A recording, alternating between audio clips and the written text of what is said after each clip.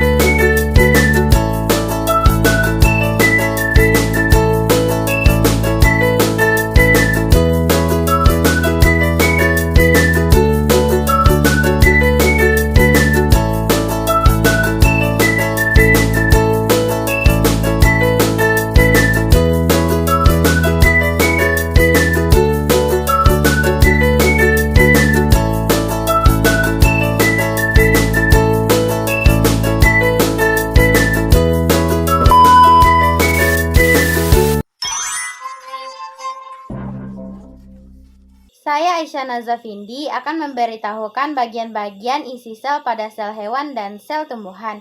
Yang pertama yaitu adalah membran plasma, yaitu lapisan tipis yang berukuran 8 nanometer yang berfungsi untuk mengatur keluar masuknya zat dari dalam atau luar sel. Dan yang kedua adalah untuk sebagai pelindung sel agar isi sel tidak keluar. Yang kedua yaitu adalah Re kasar, yaitu Re yang memiliki granula di permukaannya. Re ini berfungsi untuk membentuk fosfolipid membrannya sendiri dan sintesis protein sekretori. Hanya ada pada sel hewan yaitu sentrosom dan sentriol. Sentrosom adalah tempat tumbuhnya mikrotubula di dekat nukleus.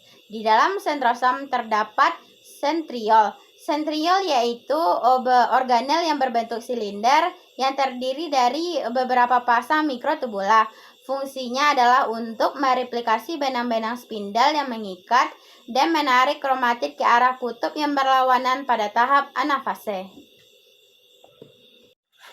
Dan yang keempat hanya ada pada sel tumbuhan, yaitu glikosom, yaitu organel kecil bermembran tunggal yang bentuknya mirip seperti peroksisom. Fungsinya yaitu mengubah lemak menjadi gula dan menghasilkan energi untuk perkecambahan biji pada tahap fotosintesis. Baiklah, sekian dari saya dalam menjelaskan bagian-bagian dari sel. Terima kasih telah menonton. Assalamualaikum warahmatullahi wabarakatuh. Perkenalkan, nama saya Asyifa Putri Muas. Di sini saya akan memperkenalkan bagian-bagian dari sel hewan dan sel tumbuhan. Yang pertama ada nukleus atau inti sel, merupakan bagian paling penting bagi sel yang berukuran 5 nanometer yang diselubungi oleh membran ganda, yaitu membran luar dan dalam, yang dipisahkan oleh ruang sekitar 20-40 nanometer. Nukleus atau inti sel ini berfungsi sebagai mengendalikan proses metabolisme sel. Selanjutnya mitokondria. Mitokondria merupakan organel berbentuk silinder yang berukuran 1-10 nanometer. Mitokondria berperan dalam metabolisme energi di dalam sel yang menghasilkan energi dalam bentuk ATP. Selanjutnya ada ribosom. Ribosom berbentuk bulat seperti butiran kecil yang ada juga menempel pada RE kasar, berfungsi sebagai tempat sintesis protein. Selanjutnya ada vakuola. Pada sel tumbuhan, vakuola berbentuk kantong besar yang berisi cairan. Pada sel hewan, vakuola berbentuk kantong kecil yang berisi cairan juga.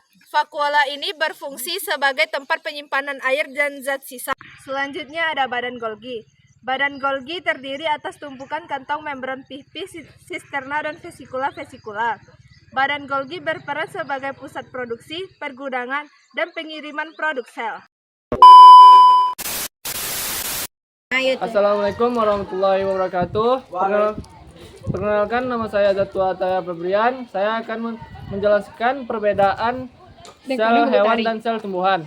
Yang pertama, dinding sel. Tidak terdapat pada hewan sedangkan pada tumbuhan terdapat. Yang kedua, membran sel terdapat pada hewan dan terdapat pada tumbuhan. Yang ketiga, sitoplasma terdapat pada hewan dan terdapat pada tumbuhan. Yang keempat, nukleus terdapat pada hewan di bagian tengah, sedangkan pada tumbuhan terdapat di bagian tepi. Yang kelima, retikulum endoplasma terdapat pada hewan dan terdapat pada tumbuhan. Yang keenam,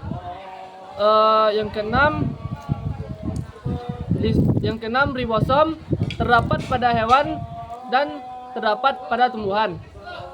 Yang ketujuh, sentriol terdapat pada hewan sedangkan pada tumbuhan tidak terdapat. Lisosom adalah organel kecil berdiameter 0,1 nanometer yang berbentuk seperti kantong yang diselubungi oleh membran tunggal. Berfungsi dalam proses pencernaan intrasel dan berfungsi dalam proses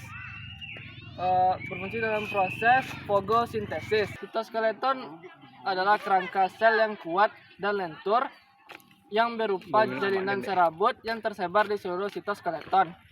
Berfungsi mempertahankan bentuk sel dan sebagai tempat tertambatnya organel sel. RE halus.